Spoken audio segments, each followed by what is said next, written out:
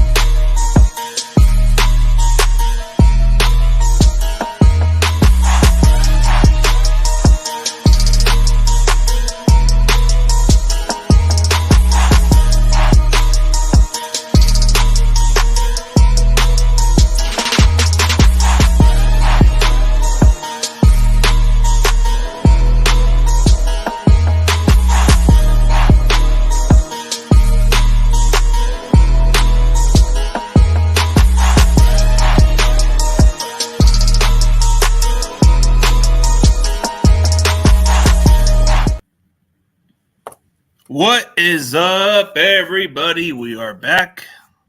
We're back. We are back for another episode. I know we took a full week hiatus, and let's just recap this game and then move forward into the offseason. I mean, I know this was probably the most depressing week of the week, and I still can't believe we couldn't get it over. Yeah, this one was definitely a hard one. I don't want to say it's as hard to talk about. I definitely think that Monday, Tuesday, right after it was still really raw and really fresh. So I'm glad that we all kind of took a breather. We had to let it all kind of sink in. And now we're here and officially in the postseason. Yeah, it's officially over. But what we take away from this season was, hey, we got further. I mean, yeah, we didn't get a chance to finish the big game, but on the bright side, at least we got a quarterback that can take us, and at least we have something to build on. I mean, there's a couple of weakness that I've been saying all offseason. We do need to fix the offensive line. Hopefully we get to that part soon. Yeah, no, I agree. And I definitely agree with your statement of Purdy really proved himself, and I really felt like no one was talking about, manager and system and all of that. Like he came and he kind of shut them all out. I was really impressed with him and his performance and just him being in the zone. And you could tell like, oh yeah, he's in it. So to me, he was my most impressing player. Him and Jennings were my two faves. I mean, Jennings had a really good game as far as the Super Bowl wise. I mean, the good news about Jennings is I don't think he can go anywhere else because he's still a restricted free agent, which means we can sign him if we want to. Oh, nice. Good. Okay. I know definitely right now with offseason, there's lots of talking. I know Ayuk is probably the biggest one that people are talking about. Yeah, Ayuk is just trying to get his dollars, which I understand. He's been the up-and-coming receiver. Every year he's improved statistically, so I can see where he's coming from, but I mean, Niners will operate the way they've been always operating. So I think Ayuk's going to have to wait for a little bit until we start squeezing some more money. I agree. How do you feel about, I know this isn't really a recap now, I'm going into postseason, but the Steve Wilks firing, what was your immediate reaction off of that? Steve Wilks, I mean, there was just a lot of ups and downs with Steve Wilks. Like, if you just like, okay, the Super Bowl was probably the best game he called, but as far as everybody kind of thinking he was a scapegoat, I disagree on that part because there was a lot of issues behind the scenes that I kind of read about from a bunch of people that I know that are working within the organization. I can't review their names, but they showed me some proof of what was going on and all that stuff. So I've kind of didn't like the fact they let him go, but then I understood why it had to be done because of there wasn't no communication with the players. Right. It took Steve Wilks a long time to learn this defense, and the way he ran his defense wasn't working really well. So whatever Steve Wilks did the previous years, this wasn't quite the defense he was accustomed to running. Because he would always blitz 43% of the time, but in San Francisco, it was 19% of it. Yeah. I definitely agree with what you're saying. What do you think about all these rumors of like, what is it, Bradley Staley, Bill Belichick, Pete Carroll. How do you feel when you hear these names? Brandon Staley just I don't get that part. Just because he runs a 3-4 defense, I don't think he fits what we do. So I don't know. Like he's been a problem everywhere he's been, but Yeah. I mean the only thing he's done well was only that 1 year with the Rams as a DC. Other than that, he hasn't really done nothing good. Anytime he's coached with when he was coaching with the Chargers, they had all the talent, but they never produced under him. So it was like, I don't want us to get another high. Like, I don't want it to be another Steve Wilkes issue because if you bring in Brandon Staley, that's another problem. Yeah, I agree with you as well on that too. I was like, I really would hope that Kyle doesn't kind of repeat the same issue again, because then you'd run into the exact same issue you just had. Yeah. And I think Brandon Staley is like a poor man version of Kyle Shanahan as a defensive play caller. Oh, okay. Okay. No, because you can tell they both look skinny. They both think they're creative in some ways, but yeah, the other one's been out of a job now, so that's the only difference. Yes, this is true. Well, what about when you hear Bill Belichick, Pete Carroll? Pete Carroll wants to retire, and he was born and raised in Marin and be a full circle because he started off as the defense coordinator. How does that make you feel? I think the two guys that you mentioned, Belichick, that's a long shot. I don't know if he'll want to take a lesser role. I think he's going to take a year off and maybe take a head coaching job, whoever wants to give him a job. I think he's got at least a little bit more years in him, then he can call it quits. Pete Carroll, I think I seen like a radio in Seattle where he talked about that he's not done with coaching. If the situation's right, he'll come back and go coaching, even if it's a lesser role. But nice. Okay. I think he still wants to be a head coach. He even said that he wanted to coach the Chargers and they didn't give him the job. Oh, okay. I can hear that. When I hear those rumors, I'm the same kind of reaction of like, they're head coaches. Why would they ever want to be under Kyle? Yeah. However, I did hear, I don't know, one of the analysts or somebody said it somewhere that they potentially could just do it for 1 year and then move up to the rankings. Yes. Yeah, exactly. So, and I was like, that kind of makes sense. And then I did kind of get the full circle picture. If Pete Carroll was like, I want to retire, and I guess he grew up in Marin County and all of that, I was like, oh, I could see that too. It could be the perfect fit because he coached down there before. But here's a name that here's a name that I can bring up because you just said this guy could probably just coach 1 year as a DC and get a head coaching job with him next year. And there's this guy named Mike Vrabel. He's still available. Oh, who's he? Tell me more. What's he on? He is he was the head coach of the Tennessee Titans. Head coach at Tennessee. Oh, okay. Yeah. Yeah, this guy is like a rah-rah guy. This guy fires up players and all that stuff. This is the kind of guy that we all want, is somebody like him. That's what Robert Saleh and DeMeco Ryans were. Yeah, we definitely. I mean, I don't know how the fact that he got fired for whatever reason was the wrong decision, but oh well. If we can get him, cool. But there's other candidates that you might have to look at. Like there's like 2 in-house candidates that we can definitely consider. I think a lot of our fans need to stop bringing up Chris Kosser. He's not interested. I've seen some interviews where he has no intentions of moving up the rankings. He's happy where he's at. Yeah. And and I don't think Johnny Holland has no interest of doing defensive play calls. He's a good linebackers coach. I think the ones who want to move up to the coaching ranks, like DC wise, I think Daniel Bullocks is that guy, or Nick Sorensen, who got experience as a defensive player. A lot of those 2 guys might be interested, but I don't think it's necessary to promote because we got to fill in some more vacancies, so there's no point of it, Yeah.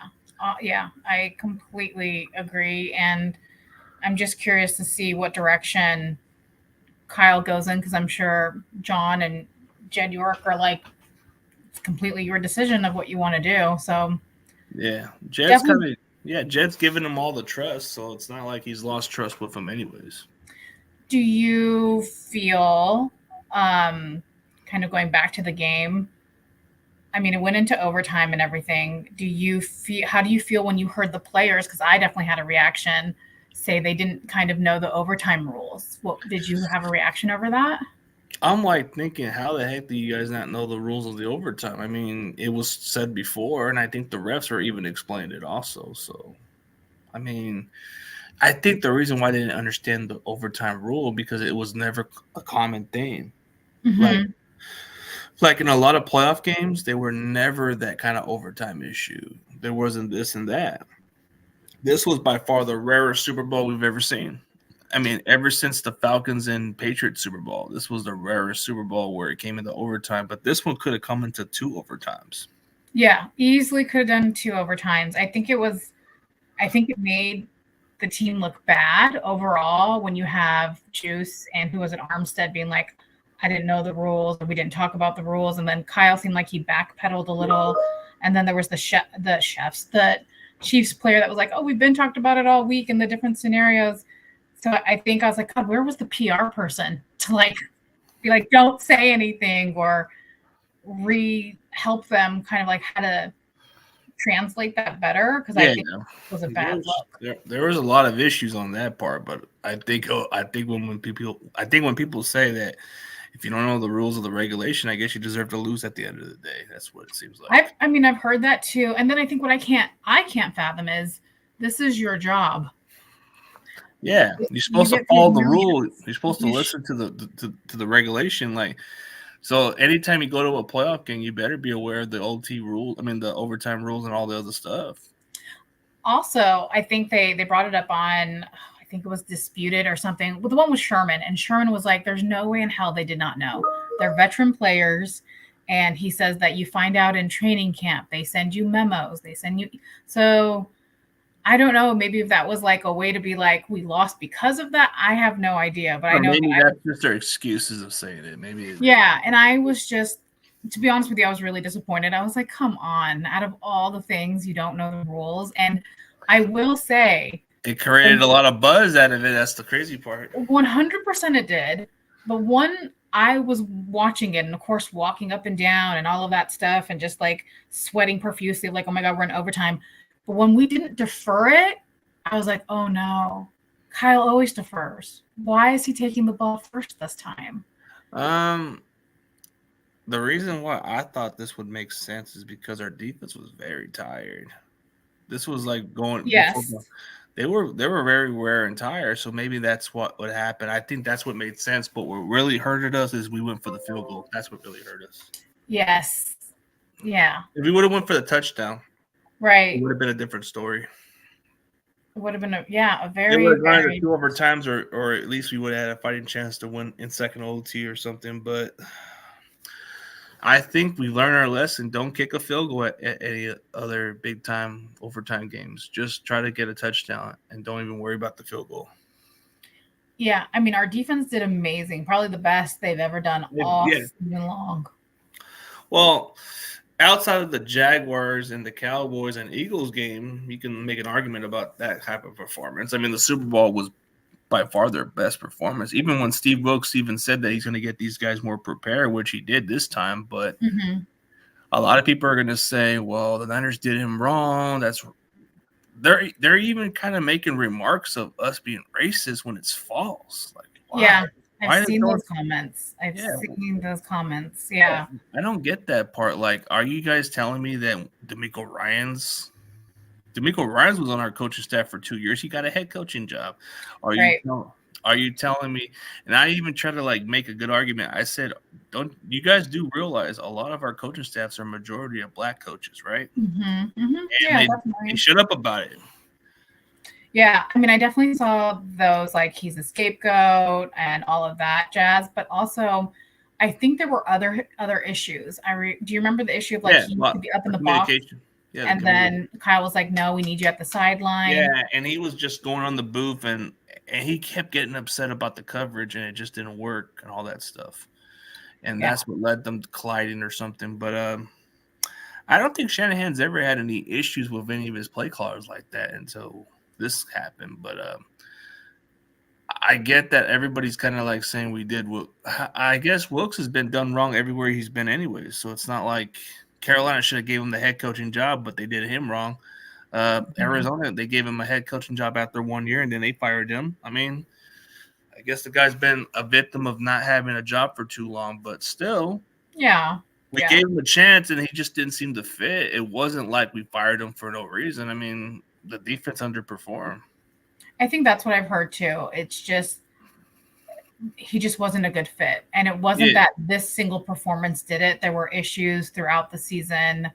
That weren't going to be resolved. It was Right. like the relationship was already damaged from right off the bat. So Mhm. like they were going to just put up with it throughout the season. But I think what really happened was there was just like we brought some guys, we acquired some guys in trades, and even Steve Wilkes couldn't even get that creative on our defense. And our defense was the most talented defense we've ever had, and he couldn't even make us a top 5 or even better. So I don't know. Yeah, because there was something about that too. Like we were up high in the defense ranking, and then we dropped all the way down to like 26 or 28. Because we couldn't get the sacks or the pressures or the production in the early part of the season. We were lacking that, and Wilkes couldn't even get that creative with it.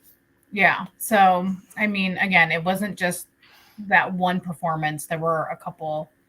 There were a lot of things that kind of stuck, and I think this is what happens off season, and you have to kind of go back to the drawing board and see what makes sense and make adjustments. But I do also think that the O-line needs A lot of work. some help. I mean, instead of firing Steve Wilkes, they should have fired the special teams coach too. He is terrible. Like, how does this guy even still have a job with us? Like, I think we need to get a better special teams coach. Like, the last 2 seasons under this guy, it's been god awful. Yeah. Yeah. And I can just imagine how you were probably like I were when I saw Moody do the field goals. And I was like, here's where I get nervous. But yeah, but he made them. He did it. He did me good. He did us The good. only one that wasn't made was a block extra point. But other than that, he's been really good. And I always think about that one block extra point because I was like, man, if that could have been a difference.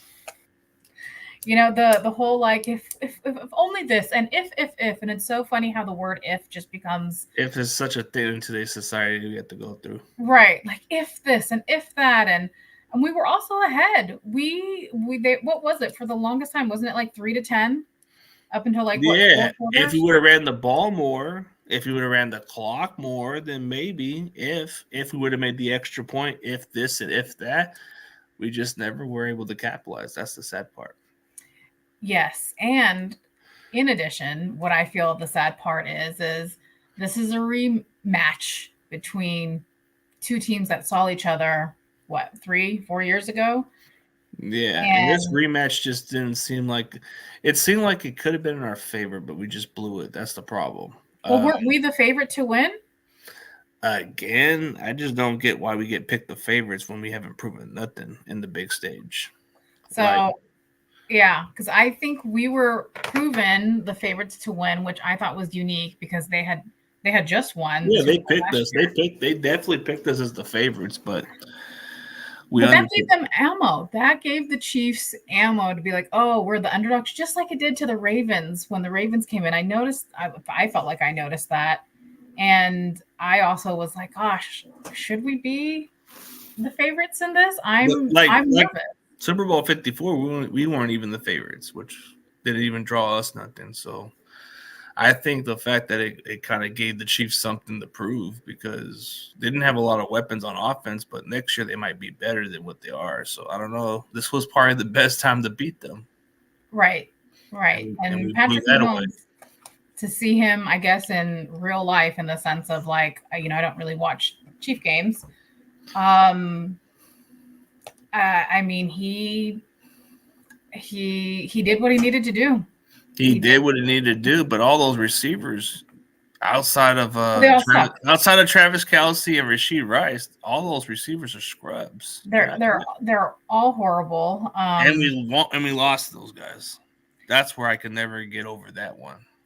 Yeah, but he also took matters in his own hand when everybody was blocked and everybody was triple. It's because of Kyle's dumb play calling. He kept passing, and that's what really hurted us. I'm not going to discredit on the Chiefs, but come on, they didn't have the best receiving core. 100%. I mean, there was my reaction. I didn't watch the very, very end. I think I left I don't remember. Well, I mean, I either. watched the entire game into the end, but it's just the way it ended. I just couldn't like it. Just I'm like, man, it's no surprise to me because we've been accustomed to this the last couple times. I think I left right when he was throwing to whatever his receiver was, and he didn't even realize he had won.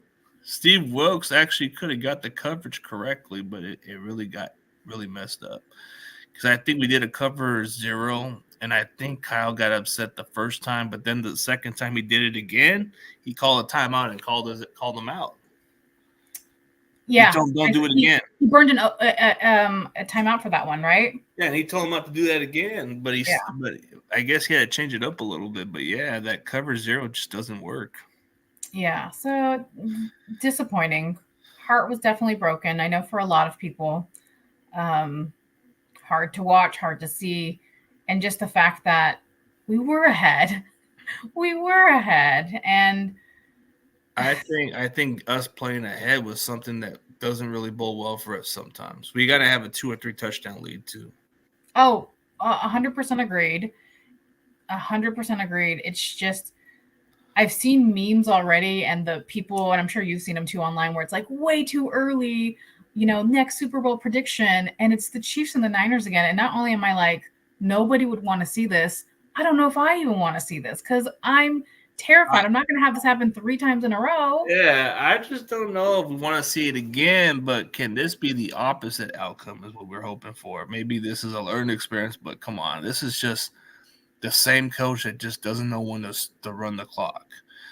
Can we at least get Kyle to stay off play calling for once, or get somebody to watch him and tell him what he could do right in the Super Bowl at least? Let him do what he does in the regular season, but once it comes to the playoffs or in the Super Bowl, try to find ways for him to call smart plays and not be dumb. He's got the ingredients to win. It's just his play calling sucks sometimes. 100%. He tries to be a little too cute, where it's like, dude, we need somebody to watch him on those parts. Maybe get one of the assistants that knows what it takes to win and tell him in the Super Bowl, say, no, Kyle, let's not pass. Let's just run. Let's run the clock. Even if we get a couple yards, that's fine. That's going to kill clock. Let's try it again. And at least you're killing clock. Yeah, definitely. That was his mistake. He kept passing the ball. And there have been Super Bowls where I know the strategy was to run the clock. And he never did. That's been his problem. And for some people that keep saying we're not acknowledging, we already know what Shanahan is. We already know what he's capable of. Like, okay, yeah, we know he's a clock management problem. We know that. Like, what I'm trying to like defend, and I don't usually like to defend Kyle, but for them to say that we did Wilkes wrong, well, look at his defense. The defense was underperforming. Mm-hmm. If you were watching the entire Niners games, you would know the defense was the problem. We're definitely not defending Kyle, so let's set the record clear. Kyle just needs to do better as a clock management guy. Yeah, I mean, I'll be really honest. When the game ended, I was even mad at Kyle. I was like, I'm tired of this. Yeah, I wanted to strangle that guy. Yeah, I was like, I wanted to be like Homer Simpson, strangle him like he strangled his own kid. 100%. It was frustrating, and it was like, and there was a lot of talk, right? What does it mean if Kyle does win this? What if it means if he doesn't? What does it mean? And I don't know. Well, if he wins it, it kind of means he signs his doubters and he submits his legacy. But if he loses it again, everybody's going to still question it. It's still going to be a question. Of course, they're going to try to pick us as favorites to go to the Super Bowl, but come on, it's going to change. But it's going to drastically change. I mean, hello, Harbaugh is now.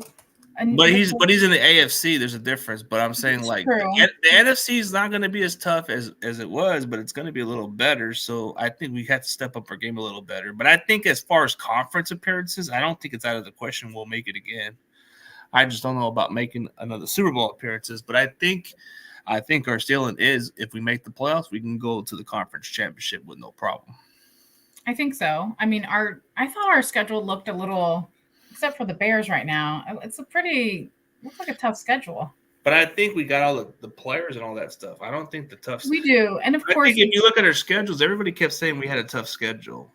I mean, yeah, we play the Lions again. We play Green Bay again. We play. I think the only two quote unquote easy is like the Bears and the Patriots on there right now. But of Yeah. course, everything changes. We have no idea with injuries. We have no idea with the draft coming up. I mean, last year everybody said we had a little bit of a tougher schedule the previous year, and we had a better record. So I don't think the competition is going to be an issue with us because we've proven to play good against our conference. I think AFC would probably be the only one that probably seems interesting and competitive, but I don't think it's going to be that big of a deal. I still think we're probably going to have – I think we're going to probably win at least 12 to 11 games, and we'll still make the playoffs. I still think we can make it to the conference championship. Yeah. I don't know if we're going to host a conference championship, but I'm pretty sure we're going to be there. So that's not out of my question. That doesn't lose me confidence. I think this is where we come back. I think this is a storyline where we come back and finish our story according to those. Maybe we get another redemption with the Chiefs, but this time we get it right. We'll see. I mean, we're going to play them in regular season. Yeah. They're coming to our house. And we got to beat our demons, like they say. Okay. Yes. We got to go to Philadelphia and win the conference over there, and then go to New Orleans and beat the Chiefs. Yeah, I mean that would be. Or go to New Orleans and beat the Ravens, who took our Super Bowl from over there. This is true, and I'll say this: I think the bye week hurt us because we were the number 1 seed. I felt like we were rusty instead of rested. So this time around, I'm fine with us not being the number 1 seed. I think we're a better road team than what people give us credit for. Oh, 100%. Like when we play on the road, we're just we score more better. We have more of a better home field over there and all that stuff. That does give us more an advantage because our fans travel the best. So this is true. And they play way better over there. Mm-hmm. And there's definitely a lot more fans right now. Yeah, there is a bigger vibe over there. Once we go on the road, we're just a scary team. Like we've been accustomed to the road for a while. So yeah, no, for sure. I definitely doesn't matter if it's in Green Bay. Doesn't matter if it's in Dallas or anywhere else. We've been built on the road. Mm-hmm. No, I agree. I definitely, yeah. So next season, I think I put something up. It's like 198 more days until the start of next season. Yeah, it's just going to be a long off season, but we got to see how the draft plays out. So we'll definitely see what happens. But there's a lot of questions going into the off season. Will Kyle finally get over the hump? It's still another question to this day. So it's still going to be a doubt on him until he wins it. So that's never going to be out of the question with Kyle on that question. I mean, it's obvious that Jed York believes in him and stuff, but like at what point do you say like, all right, the cards aren't just cut out for you to do it? Or maybe Jed needs to like have common sense and say, hey, Kyle, why not you just get a play caller? Why not you get somebody that can help you and you can be a head coach on your job? I mean, he does too much as a play caller. Mm-hmm. It just seems like he has control issues, right? And I think he needs to get somebody who runs exactly the same plays as him, and maybe he can give him better suggestions also in case. Because I think if you're more focused as a head coach, you have more better control of what goes on with the team instead of trying to be a offensive coordinator, Right. He needs to get himself an offensive coordinator to relieve the pressure off of him a little bit. Because I think I've seen a lot of head coaches have done this before, but it doesn't last too long with them being play callers for too long. They have to have somebody take some of the pressure off of them a little bit. Yeah, I mean, that totally makes sense. I couldn't imagine having all of that going on and still overseeing everything because you are the head coach. Yeah, and then being a head coach, it's too much power. Like Kyle, I get it. He wants to control everything, but dude, you have all the formula to be successful, but maybe you need a play caller. Yeah, I don't think nobody's perfect. I mean, if getting you a play caller can take away your pressure, maybe you think better and maybe you won't do too much. Maybe you'll get everything organized. Maybe you get the players prepared more instead of being too focused on that side of the ball. Yeah, agreed. I don't think that's a bad idea. I don't know. Maybe John tells him that. Maybe Jed tells him that. Like someone I just don't know. Like, I don't think neither of them have a doubt on him. So it's like, it's the sad part. They don't question it about him getting a play caller or somebody to watch him on the sidelines a little bit. Yeah. Not to sound bad, but at least getting him some suggestions on what he could do instead of messing up. Yes. So I think there's a lot of expectations for next season too, which probably is already. It's already becoming it's becoming an expectation that we're coming back to the Super Bowl, and it's supposedly they have us the early favorites, which I don't know. I'm not losing hope on the team, but realistically, I'd be happy if we get to the conference championship at least. Yeah, no, for sure. And I think that's doable. Yeah, it's doable because our conference isn't that competitive and we can take it. So I think conference championship and go from there. That's the mindset I'm going with. Yes. Like, let it take care of itself. Like, if we can get to the conference championship, let it go from there. Yeah, I agree. And I think there's just a lot to see of what happens during the draft, what Kyle does. And I mean, who the DC person is going to be, that's a really big role and a really big impact. It is a big question. But I'm definitely going to check out what's going on. So maybe we get an idea if they're already making the announcement, because it said, I guess I looked at Tim McCalmy, whatever his name is. Mm-hmm. They're expecting to have a DC announced by this week or something. Oh, really? Okay. Well, there's something going on, but I'm not really sure.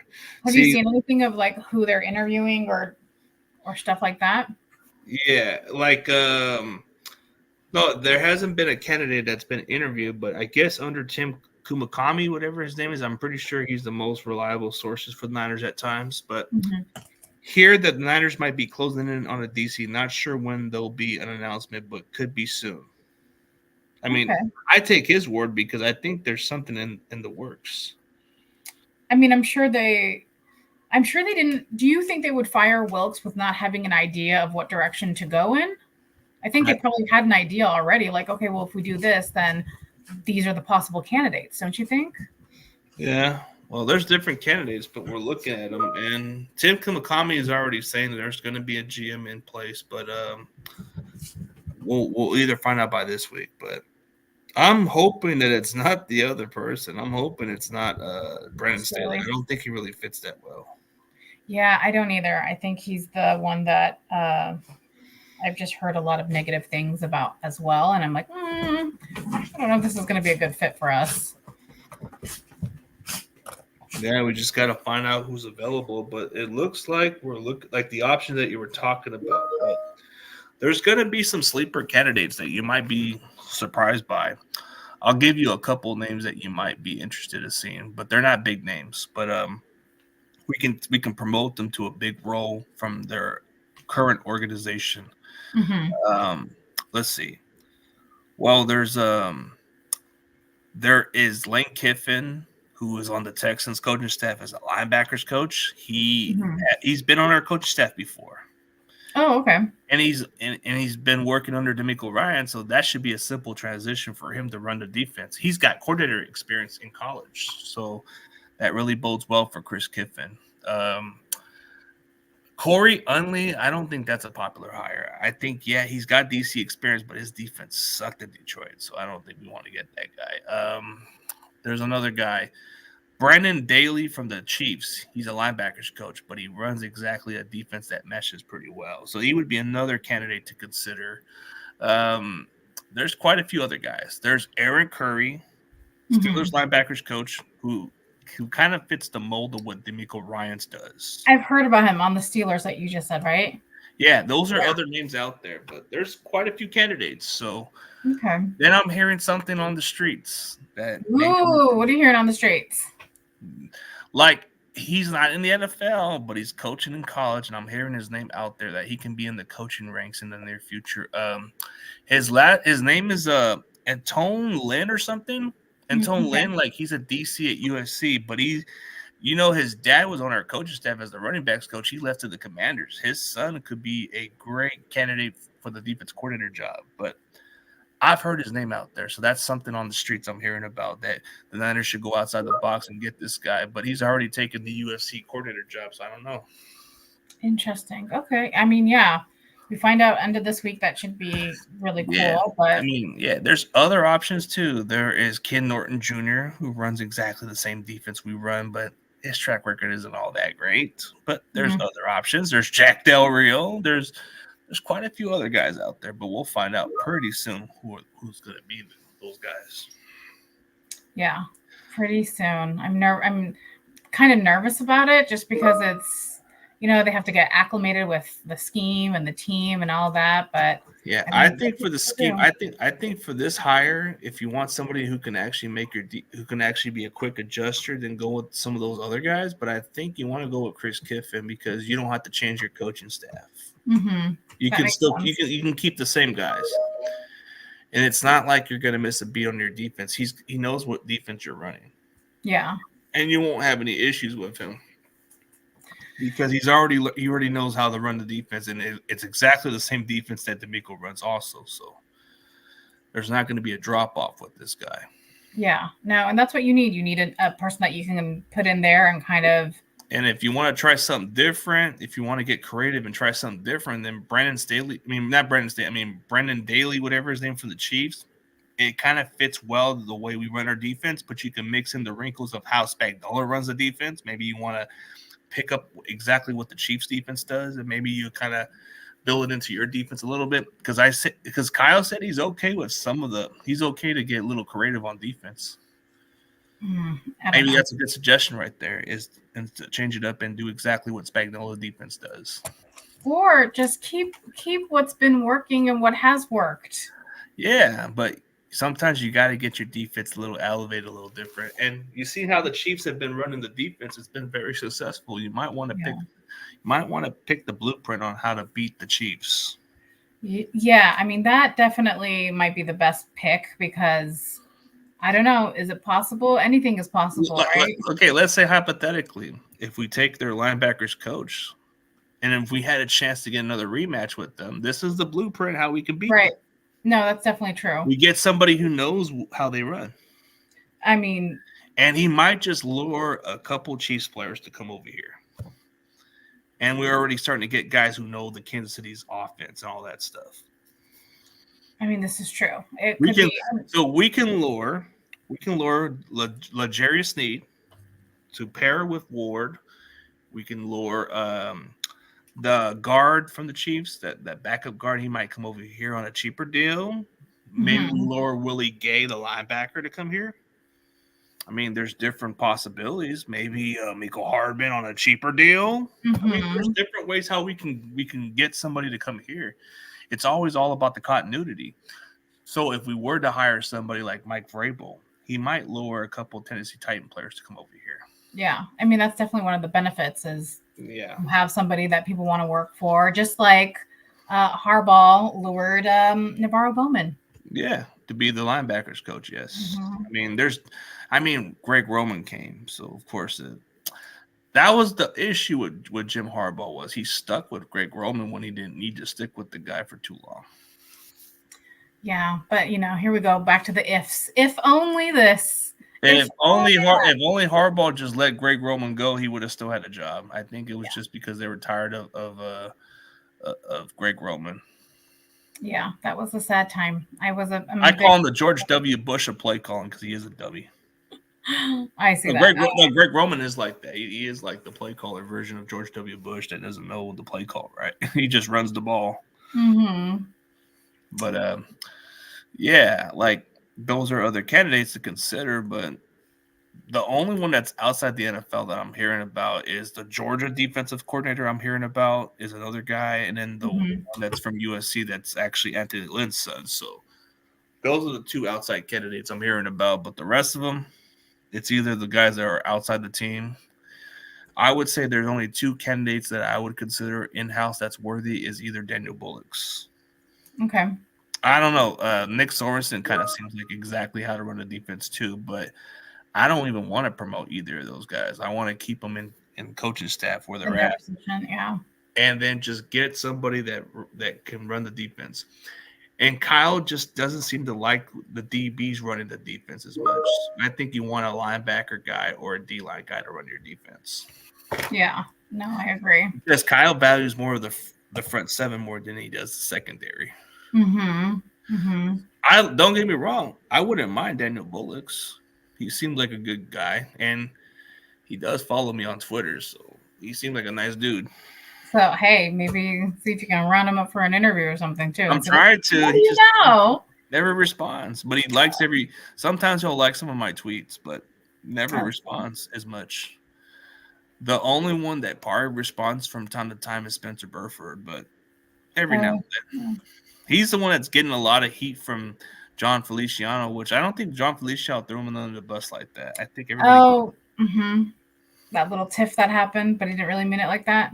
I think what John was trying to see. One thing I like about those kind of teammates is it's okay to call out your own guy. Like, it's tough love. Yeah, it may not be the best way to do it, but man, I hope it humbles Spencer a little bit. Maybe he wakes up and starts to get it together. I mean, I'm not in the business of writing off players like him, but I'm hoping he can get better at it, get better at his job. I mean, there was a couple misassignments that he could do better on, but come on, dude. Right. No, I know. It's, yeah. I saw that and I was like, oh gosh, I don't know if he's dragging him. But then he also apologized. Didn't he say like woke up from a nap or whatever? Nah, he was like, Spencer's a nice guy. Like, I believe it. Oh, yeah. Just by interaction with him, just by the interview, very humble guy. Doesn't like to bring nobody under the bus. That's just not his cup of tea. Yeah. He lets his little talking do on the field. He just isn't quite the talker like everybody else. Yeah. No, I believe it. I mean, this guy's got so many followers on Instagram than he does on Twitter, but on Twitter he's followed me on both platforms. So that's awesome. That's really cool. Yeah, but it's been a while since I've had him on my show. But I've been trying to push him to come back on. Hey, he'll look at my messages, but he'll never get back to me sometimes. It's like, okay, all right, we'll figure out maybe down the road. So annoying. Well, it's off season. They need something to do. So maybe now's the time. Yeah. Maybe I'll get creative a little bit on content. So I might bring a couple actors. I might start doing some draft interviews and here and there and see what happens. I think that's a great idea. I think variety. Be like Kyle. Be open to different things. Yeah, I'm already looking at guys who just follow me. Trey Taylor from Air Force, a safety, followed me. And Jalen Coker, a receiver from Holy Cross, followed me. Okay. So there's movement. Yeah, but they haven't really got back to me, so it's like, oh well. It happens. It's a lot of that, yeah. I see that it's Daniel's birthday. Daniel Berry. I don't know if they're still in here, so happy birthday. Yeah, happy birthday, Daniel. And what's going on, Butterfly? And hello, Butterfly. Butterfly. Hey, she's gonna be happy about this prospect because she follows Texas football, but there's a couple players from Texas that I do like.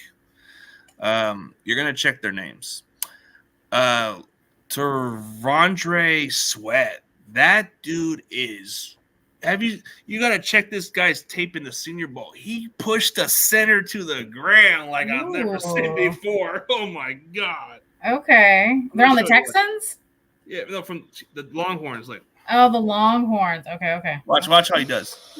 Hold on, you're gonna have to send that to me. Oh dear. Oh my god. Wow. Like, how does he just ragdolled the center like he was just nothing to the guy. Watch, there's this other guy that I like from Florida State also, but he's got good get-offs. The kid Braden Fisk is another guy from Florida State. Oh, this guy. So are they're all going into the draft? Yeah. Oh wow, that's pretty cool. See, I don't know anything about the draft. Yeah, they're very good prospects, but oh my god, like how does he? This is a 360-pound guy. Oh wow. This is a 360-pound dude. Oh wow. This man is unblockable. Yeah. I would want him on my team for sure. We're taking him. I'm hoping we take him. Oh, look at. He can take double team, but it won't get the job done. Watch this guy. Can get double teamed in that too. Look what he does on the double team. He looks like the freaking Incredible Hulk. Wow. We got to get this guy. That's insane. We got to get him. I'm dead serious. We got to get this guy. Send your email off to Kyle now. Dear Oh Kyle. yeah, that man's a monster. How's it going, Butterfly? Yeah, Hook'em. See, she's a Longhorn fan, but yeah, she even said that's one thing I'll give credit for is that dude's a monster. What's his name again? You said Travarius? Tree Andre Swift. I'll show you. Tree Andre. Watch, I'll just text you the name. Yeah, I'm like, oh, look for him in the draft. Yeah, it's Devondre Swift. I mean, Sweat. Oh, Sweat. Yeah, I think. Yeah, just look for Texas. Butterfly. Yeah, Devondre Swift. Like, I'm not even kidding. That guy is like a monster. Like, is that Mark Henry as a defensive lineman? He looked like the world's strongest man. Just put a center to the ground like it was nothing. Wow. And then the double block, it didn't seem like it worked pretty well. Right. That you're gonna need like quadruple. We need somebody like him to take a double team like that. It would just be too much of a run stop. But yes. That would be a good then there's another kid. Sure. Then there's another Texas kid that I like also is Xavier Worthy, fast receiver. Very he's one of the fastest receivers in the draft. This kid comes from Fresno, by the way, but he comes and plays in Texas. One of their best receivers in college football for them. Very fast, a mismatch. He kind of gives you that Tyreek Hill vibes a little bit. Oh, there we go. He could be a mismatch. Yeah. Yep. You can always use one of those. Always use one of those. Yeah, we were going for the Niners, of course. Yeah, we were. I mean, of course. I mean, Worthy's another good one. I've seen his name pop up, but he went to Central High School in Fresno. But he was like a top recruited guy, but he's been Texas's most consistent receiver since he's arrived. But he's a good prospect. He's fast. Yeah, we could use that. But that kid, the linebacker, I think they got a linebacker. I forget his name, but this linebacker that they got in Texas, he can cover also. So he's another good one that I've checked out. I mean, outside of that, I only like outside of those players I like is only just Sweat and Worthy. That's about who I like from their program. Like the linebacker seems decent too, but I would prefer Sweat and Worthy. If we can get those two, I'm cool. Happy campers. Like how would you feel if we just let's say we get those two guys. We get Worthy, the speedy receiver that can stretch the field and get a touchdown out of it, and you get a guy who takes double teams and doesn't matter about the one-on-ones. Oh yeah, that's his name, Brooks. There you go. Is it Jalen Brooks? I think it's Jalen Brooks. Yeah, I think that's his name. I think that's his name, Jalen Brooks. I'll check it out. We just have this one common goal. We just need you to go to the Super Bowl. So if that's what it takes, I'm checking out the name, see if this is the right one that she just said. Because I know they have a linebacker named they got this linebacker, they got another linebacker. I think she. Oh, are you talking about? I think there's a running back named Brooks, right? Possibly. I think that's the running back they got is Brooks, and then they got a linebacker. I forget. I think it's some other name, but yeah, they got a couple good prospects. The only one they got this other D tackle named Murphy, so he's a decent, but I think Sweat's the more impressive one of them all. Murphy's a close second, but I would think taking Sweat would be too much. That dude's a game changer. And we need game changers, especially in the O-line. A run stopper, a guy that weighs 360 pounds and moves very fast for his size. This is like another Vita Vea. We'll take it. I think he just needs to be more in his cardio and he'll be good. Most guys like his weight have to be very limited on stuff. We'll see. And if he doesn't go to the Niners and goes to someone else, that team would become dangerous too. So I mean, this man looks like Mark Henry on the football field. This man's the world's strongest man. This man's going to eat the double team. He's going if you put your center against him, forget about it. You're done. Don't even try to block him with your center because you're going to get wrecked. Yeah. Beat him up, break his neck. And we'll take that. We'll take it here. We will definitely then I'll have our O-line be a lot better than what it was. And that's what you want every year. You want to get better and you want to improve. Yeah, pretty much. That's just how I look at it. But yeah, we'll dive in more into the draft and we'll check out some more update hirings. But yeah, it was a blast. We'll definitely do some more next week for sure. I think it was just better for us to take the week off to get our mind together and all that, so we don't. Because I know there was a time we probably would have just lost it and just threw it out of the blue, But I think sometimes taking a week can get your head right. Yeah, for sure. Yeah. I agree. I Well, think thanks that for I think coming in, Butterfly, and happy birthday to Daniel. happy birthday to Daniel. And I know there's quite a few people that haven't been too active lately, but it's all right. It's understandable. People got stuff going on, but I know Butterfly's been coming and going. But Crazy Juice is always that active guy that comes, and I just said his name. Aw. Yeah, So we have funny. 2 Brooks. Yeah, there's the linebacker they got also. So, I think the only player I like is Worthy and that Sweat guy. That's about it. I don't really. I'm not too big on the other guys. They got that tight end actually. They got that tight end Sanders. That dude. That tight end Sanders is raw. Like, I think he's a 3rd round prospect, but if you get this kid in the 3rd round from Texas, this dude is a receiver, but he's a tight end, like mismatch. Oh, This kid's well, raw. we shall see. We shall see what happens. The draft is what, April? Yeah, Worthy is Worthy. Yep. He's from my area, so I think I know a couple of his family members that I've talked to before. That's cool. That's awesome. I think there's a relation between some guy named Anthony and quite a few other dudes that because they have the Okay. same last name as him. So we'll see. Maybe I can get some contact with them. That'd be awesome. Yeah, and then there's this kid from Georgia that I like, Kendon Milton, but he's from Clovis, so he might be a good one to check out. But I love it. Yay! All right. Well, I know I have to because I have to. yeah, we gotta call it a day. And thank you guys for tuning in. And you guys have a great day. Bye, guys. See you later. Go night.